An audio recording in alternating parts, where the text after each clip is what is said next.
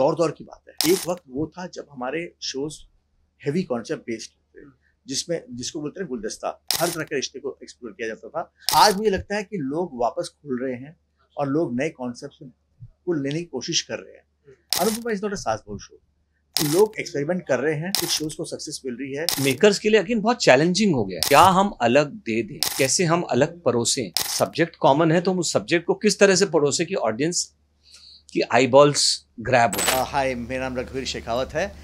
2 दूनी 4 फिल्म्स की तरफ से मैं बजूका टीवी पे हूँ और मैं आप सबको शुक्रिया बोलता हूँ। हाय, मैं रविंद्र गौतम एंड आप हमें देख रहे हैं बजूका टीवी पे। Welcome and thank you so much for joining us both of you. कैसे हैं आप लोग? बहुत बढ़िया। बहुत बढ़िया।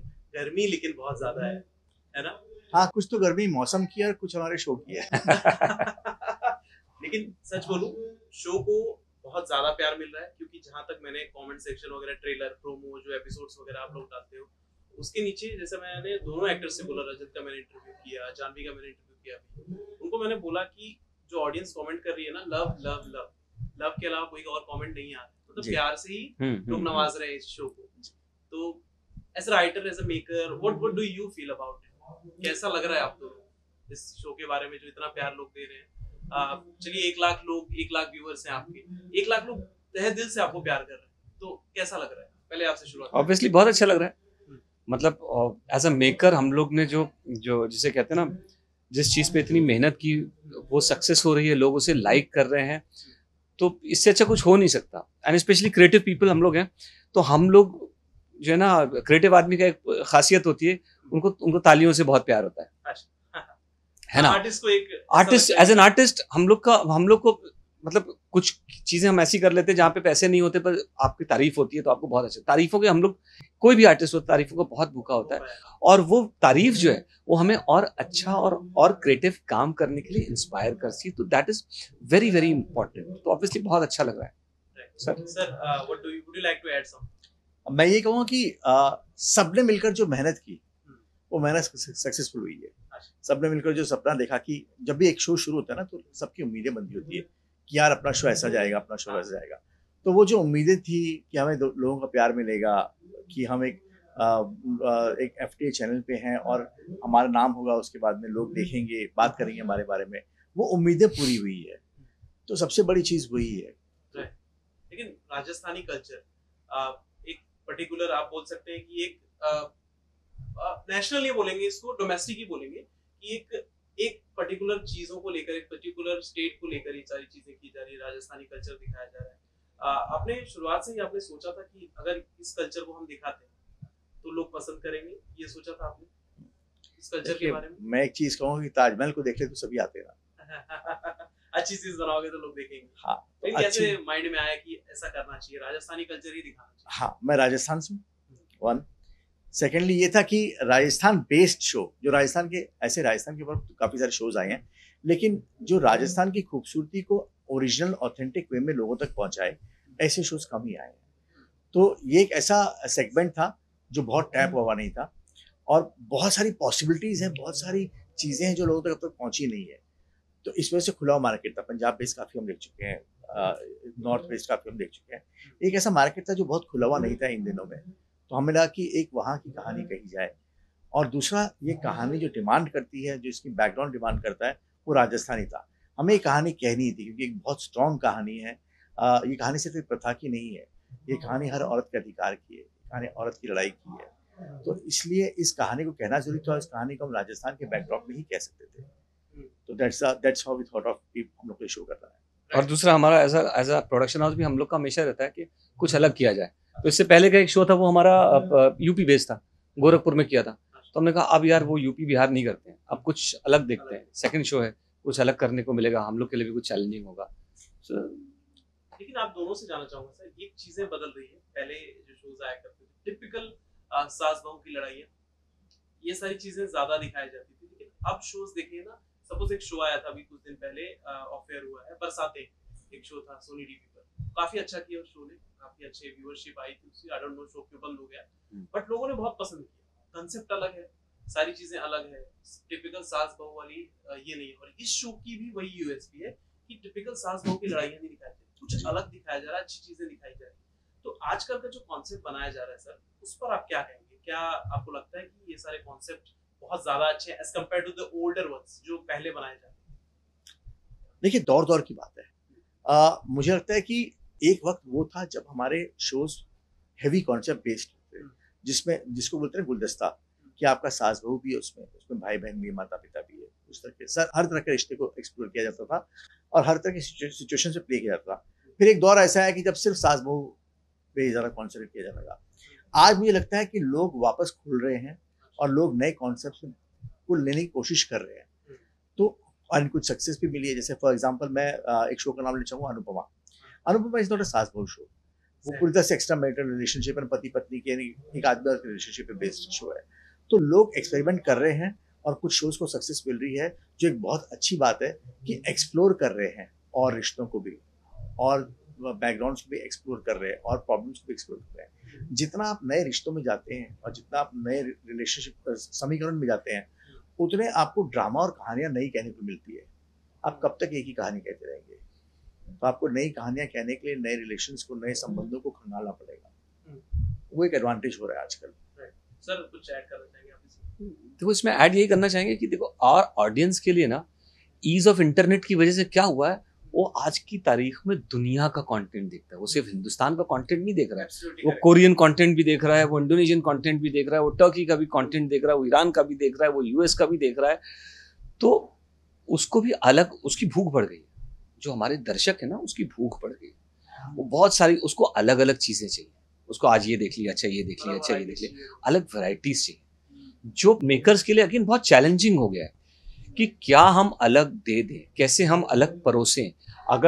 अगर सब्जेक्ट कॉमन है तो हम उस सब्जेक्ट को किस तरह से परोसें कि ऑडियंस की आई बॉल्स ग्रैब हो, कैच कर सके। ये बहुत इंपॉर्टेंट हो गया है। तो इसीलिए everyone is coming up with different things कि यार ये ट्राई करते हैं, ये ट्राई करते हैं, ये ट्राई करते हैं, ये ट्राई करते हैं, which is very good also. ये कहते हैं बहुत हेल्दी कॉम्पिटिशन है। Healthy competition, right. Like sir ने कहा कि लोगों की चॉइसें बदल गई है।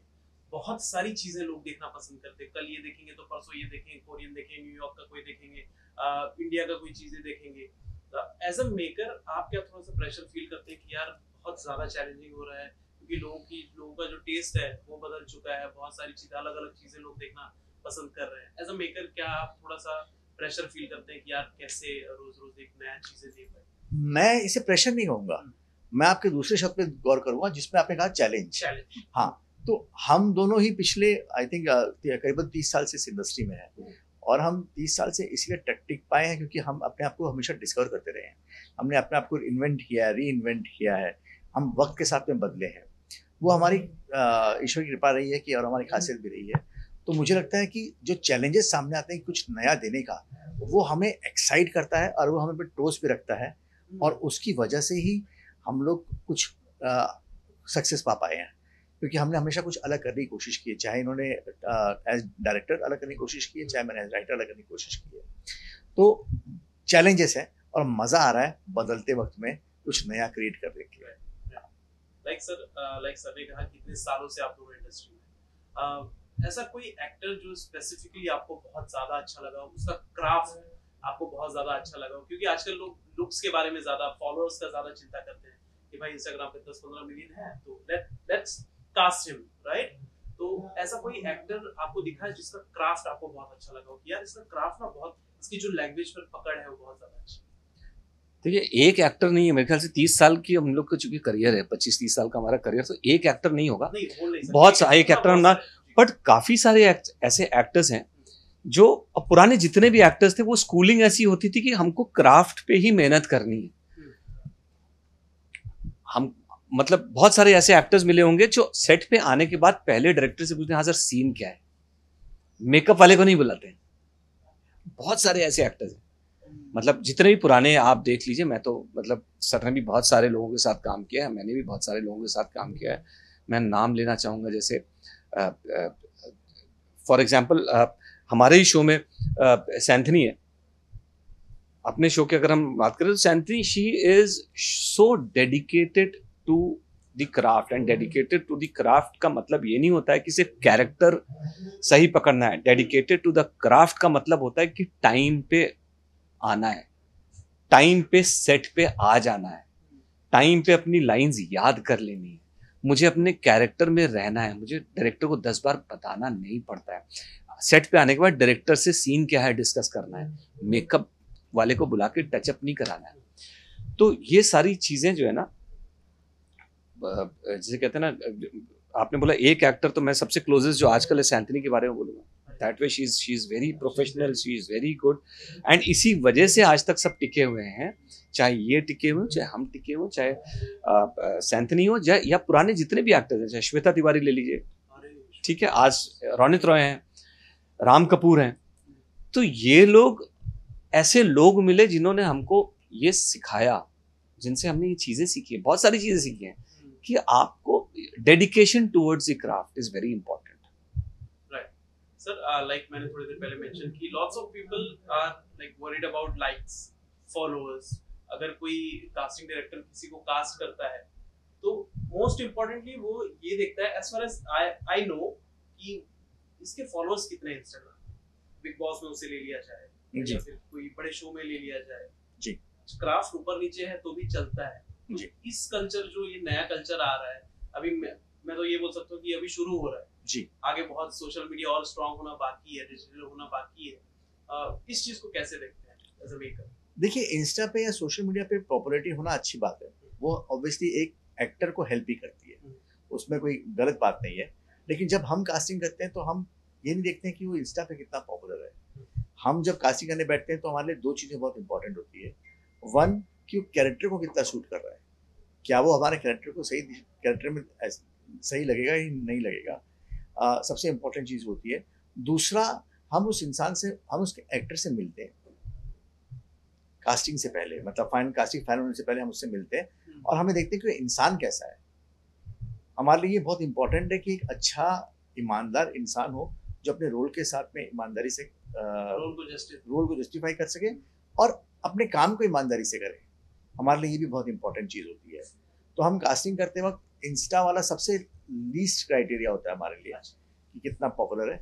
हमारे लिए इंपॉर्टेंट ये है कि हमारे कैरेक्टर के लिए कितना सही है वो, क्योंकि हो सकता है इंस्टा में बहुत पॉपुलर हो, लेकिन अगर उसको मैं अपने कैरेक्टर में लेके आऊँ, एक देसी कैरेक्टर में लेके आऊँ, उसका बिल्कुल ना सूट करे वो, तो फिर उसकी पॉपुलैरिटी का कोई फ़ायदा नहीं होगा। लेकिन एक इंसान जो कि मेरा कैरेक्टर अच्छे से जी सकता है, उस कैरेक्टर को पॉपुलर बनाएगा और खुद भी पॉपुलर हो जाएगा। Very good answer, I love it. Thank you so much, sir, for talking to us. There are so many things to learn from you guys. कि 30 years, it's not like मेरी as नहीं है 30 years, but बहुत सारी चीजें सीखने को मेरी भी Thank you so much. आप तो मुझसे भी छोटे हैं। Thank you so much. Lastly, any message to the fans, to the viewers? Keep loving the show and इस शो में हम एंटरटेनमेंट ही नहीं दे रहे, हम इस शो में कुछ सीख भी दे रहे हैं और हम चाहते हैं कि आप इस शो को एंजॉय करने के साथ साथ में, अगर ये शो किसी भी इंसान की ज़िंदगी में कोई फ़र्क ला सकता है तो हमारी सबसे बड़ी जीत, हमारी सबसे बड़ी सक्सेस हुई होगी। And keep blessing us, keep showering your love on us, प्यार करते रहिए, टीआरपी हमारी बढ़ाते रहिए। सर, एक नीरज